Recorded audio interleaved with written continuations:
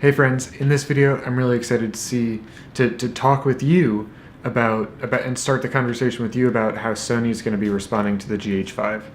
I think it's a pretty involved conversation, and I'm really interested in what you have to say on the subject. It's possible, without being able to see behind the curtain, to say that Sony perhaps delayed release of their A7 III series cameras because of the release of the GH5 earlier this year. They probably wanted to compete better with the GH5, with potential upcoming offerings out of Canon and Nikon on the mirrorless front. Perhaps they could see what was going on with the D850 and they wanted to be able to come out with a camera soon after that would really blow that out of the water. Perhaps they were waiting to be able to launch with the lenses that we're expecting them to launch.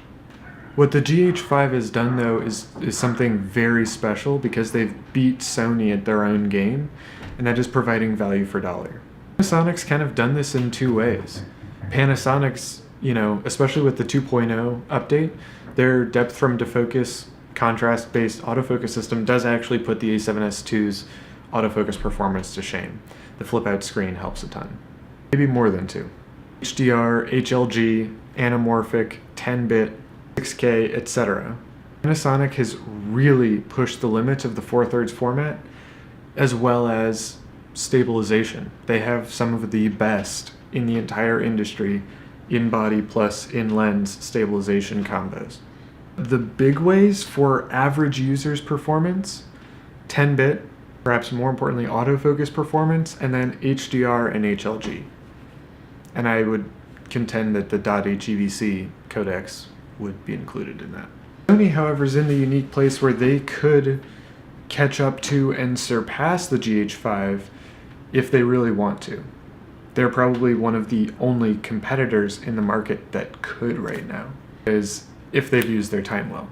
Sony very easily could beat Panasonic out on resolution, on sensitivity, on autofocus performance, on stabilization, all in one pass. I think that one of the big ways that the A7S III could really plow into the GH5 is just because of the sensor size. There's a ton of conversation on what difference does sensor size make, but there's going to be a lot of us in this community that are going to say, you know what, a bigger sensor is always better for what I want. Not perhaps what I need, but what I want.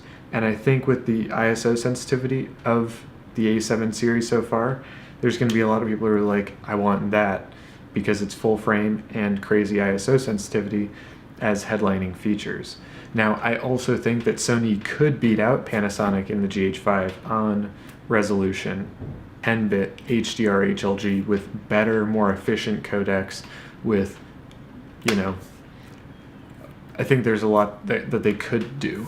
But I think that the big difference there is that if you're going to have, 10-bit 422 on a micro four thirds sensor versus 10-bit 422 on a full frame sensor, it's not just the size of the sensor, it's also the amount of technology you're putting into that camera to be able to get it to perform that way, right? So there would be a lot more engineering challenges to get over to be able to make the A7S III that way, or the A7 III really, and that body style. And if they can solve for those, I think that's a much bigger engineering feat than it is for Panasonic to do that with micro four thirds. A lot of people seem to think that there's not much further you can take the 4/3 sensor without dumping a ton more money into it to be able to really increase base ISO and dynamic range and all that sort of thing. The big takeaway is that no one else in the market could challenge Panasonic like Sony could if they elect to.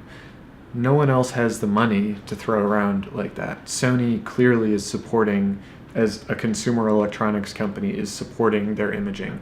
Panasonic, as a consumer electronics company, is supporting imaging. Canon has printers. I'm not trying to minimize, but I'm saying that Canon does not have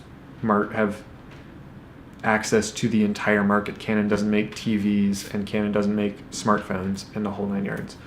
Neither does Nikon. So Sony has a ton more money able to throw at stuff like this than anybody else in the game apart from Panasonic. With Sony's product design philosophy being to beat out the competition on their value for dollar proposition. I think that Sony will take the GH5 as a direct threat, and I think they have done, and I really think they're going to come out swinging. So thank you very much for your time and for your attention. I'm really looking forward to hearing what you have to say on the subject. Let me know in the comments down below. I'll see you in the next one.